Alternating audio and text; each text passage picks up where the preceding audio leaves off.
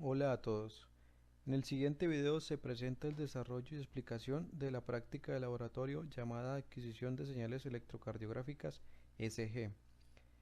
Esta práctica se desarrolló en la Universidad Industrial de Santander por los estudiantes de Ingeniería Electrónica Luis Alberto Almonacid, Nelson Eduard Merchán, Cristian Acevedo y Noé Fernando Riaño, en la asignatura de Introducción a la Bioingeniería y asesorados por el ingeniero Jorge Eduardo Quintero. Adquisición de las señales ECG.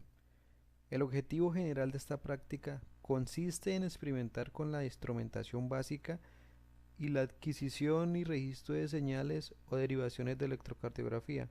Para esto se debe conocer el comportamiento de un amplificador de instrumentación, además el funcionamiento de filtros pasabajas y pasaltas y el funcionamiento de un amplificador inversor.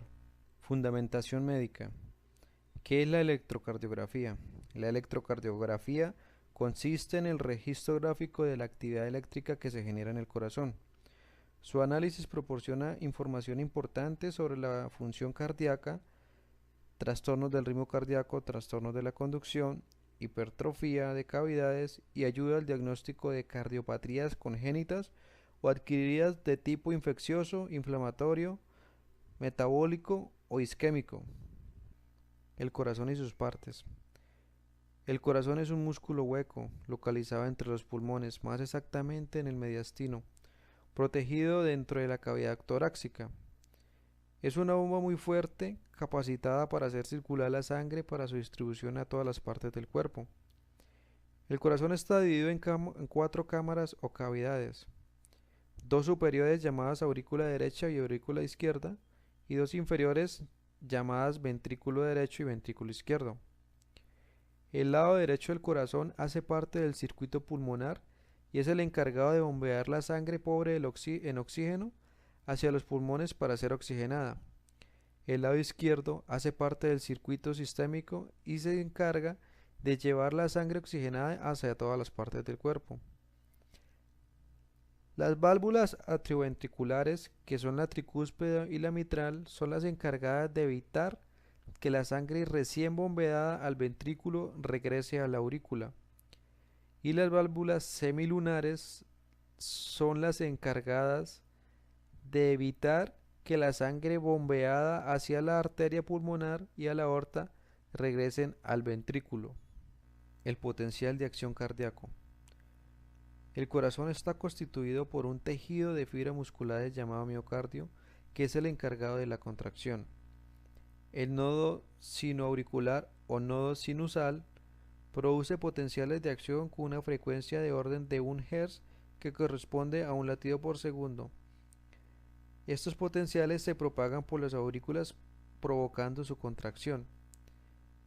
Estos potenciales también se propagan hacia los ventrículos o a través de las vías internodales hasta alcanzar el nodo auriculoventricular, donde las aurículas se contraen para que la sangre que todavía permanece en ellas pase a los ventrículos por el proceso llamado sístole auricular. Como etapa final se provoca la contracción ventricular cuando el potencial de acción se transmite al haz de His, sístole ventricular, dividiéndose en sus dos ramas que discurren de las paredes del septum y por las fibras del Purkinje, conectadas a estos y a las fibras musculares del miocardio. Partes de un ECG. La forma general del pulso cardíaco consta principalmente de tres partes. En primer y último lugar, se encuentran dos ondas compuestas esencialmente de bajas frecuencias, que se denominan onda P y onda T respectivamente. La onda P se produce debido a la sístole auricular y la onda T se produce debido a la repolarización ventricular. En el centro de estas dos ondas se encuentra el llamado complejo QRS, el cual está formado por componentes de frecuencias más altas que la onda P y la onda T, y se produce debido a la sístole ventricular. Esto quiere decir que este complejo tiene la forma de un pico de corta duración con respecto a las ondas que los acompañan. El intervalo PR es la duración de la onda P, el intervalo QRS es la duración del complejo QRS y el intervalo QT es la duración del complejo QRS más la duración de la onda T. Patologías cardíacas. Ataque cardíaco o infarto. Este ocurre porque la grasa acumulada en forma de placas obstruye de repente el flujo de sangre rica en oxígeno que llega a una parte del músculo cardíaco. Si el flujo de sangre no se restablece rápidamente, esta sección del corazón comienza a morir. Bradicardia. Se define como un ritmo cardíaco lento o irregular, normalmente de menos de 60 latidos por minuto. A esta frecuencia, el corazón no puede bombear suficiente sangre con altos niveles de oxígeno al cuerpo durante la actividad normal o el ejercicio.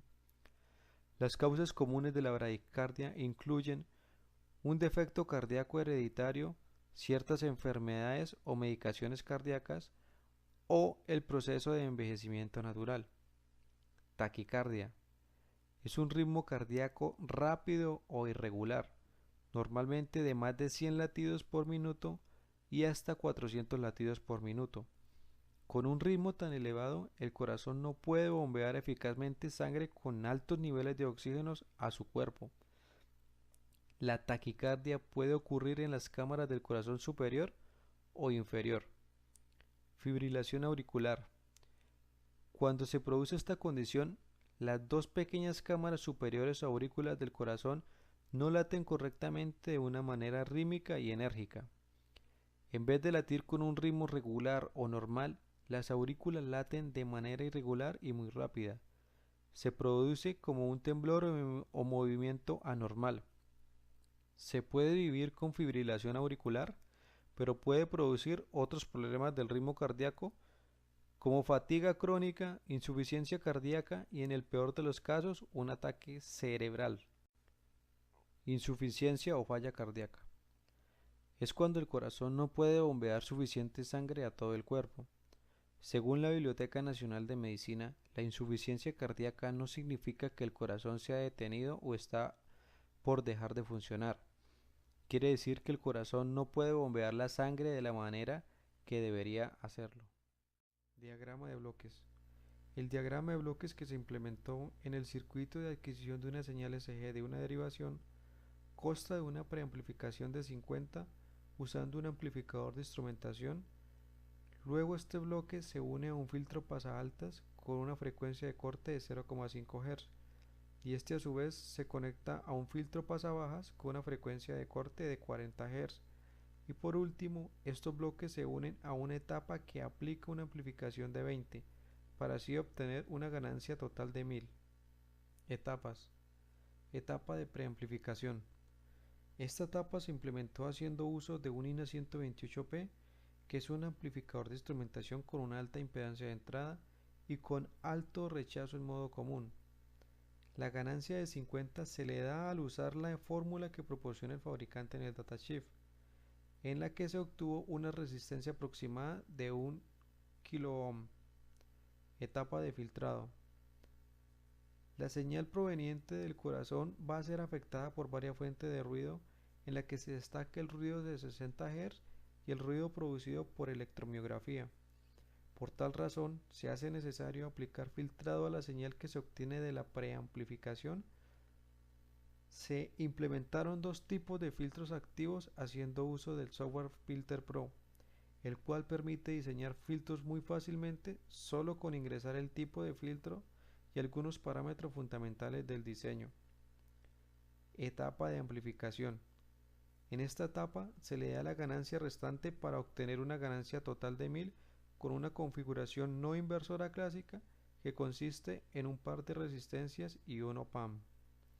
Por último, se implementa un circuito de protección de pierna derecha con la que se ayuda a la reducción del ruido que ingresa inmerso en la señal SG.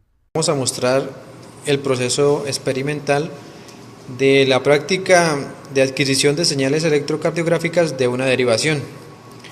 En esta protoboard encontramos una etapa de preamplificación con una ganancia de 50. Esta se implementó haciendo uso de un amplificador de instrumentación.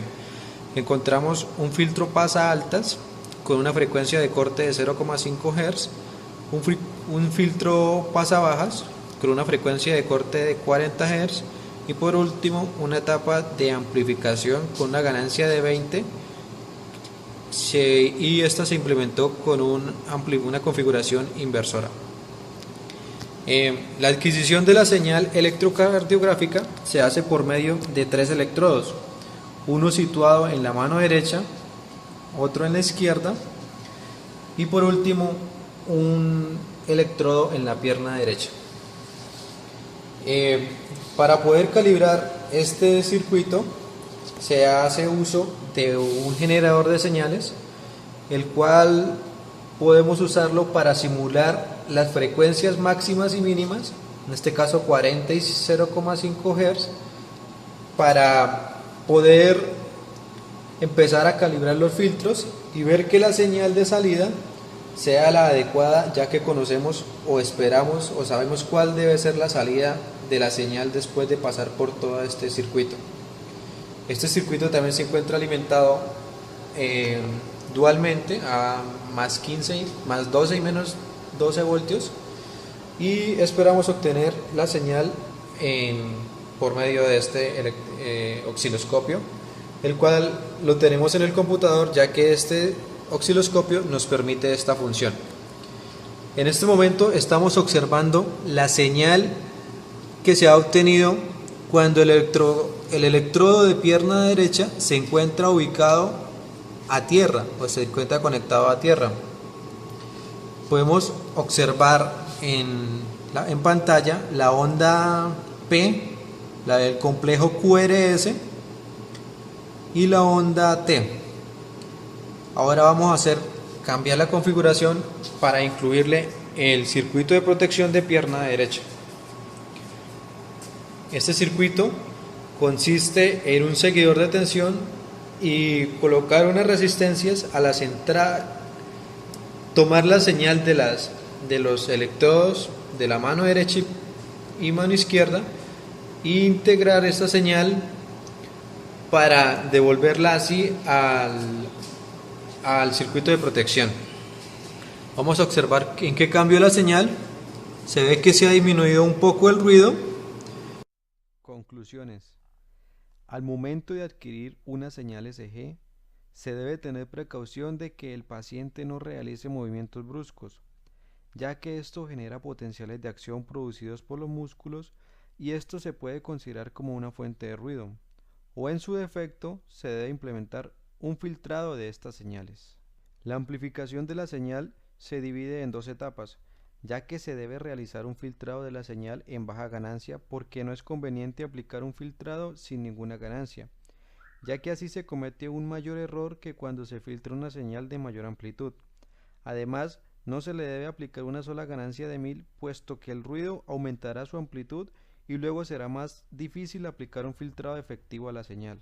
La calibración de los filtros es un proceso muy importante en esta práctica, ya que el ruido inducido por la red eléctrica es muy significativo en la adquisición de las señales ECG, y esto es un fenómeno no deseado en el resultado final.